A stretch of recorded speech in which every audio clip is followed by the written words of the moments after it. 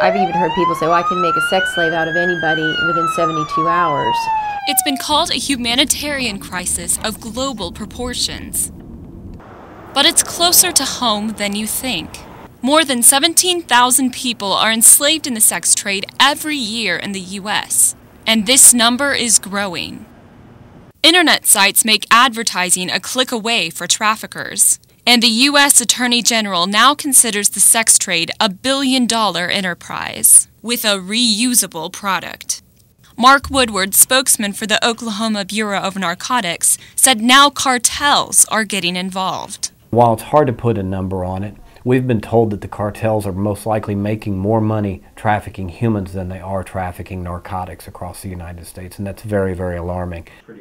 And social media makes finding customers an easy job. I think we've seen an increase in the availability of human trafficking as a commercial market because of social networking. They'll use these highway systems. A market always on the move, using the highway system to transport trafficking victims. Interstate 35 and 40 are the primary ports of trafficking from Mexico, putting Oklahoma in the crossroads of this illegal empire. A lot of these groups that are trafficking humans, trafficking weapons, will use Oklahoma as a base of operations, bringing the sex trade right to our front doors. Heather Habcott, president of the International Justice Mission chapter at Oklahoma City University, said most people don't realize this happens here. It happens in Oklahoma, and that is since I've grown up in Oklahoma and never known about it, that really hit home with me. At places like Robinson Street, where 40 people were busted for prostitution.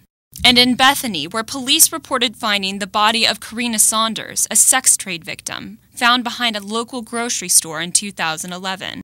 Her murder was a message. The trafficker said it was a sign and a warning to other victims that if you run, this is what will happen to you. It's not out in the open. Businesses along the street can often act as fronts for the sex trade. And online ads can hide a different meaning, but with the right questions, investigators can shut down these illegal operations. And they're not the only ones fighting back. The Oath Coalition of Oklahoma is using their She's Just 13 campaign to fight trafficking. And a recent Oklahoma House bill defines human trafficking and the actions that make it illegal.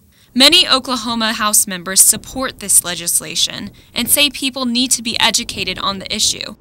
Make the young people aware, the parents aware, the schools aware, and try to educate them so that we don't have as many victims. And bring this injustice out of the shadows. For News on the Twos, I'm Rachel Morse.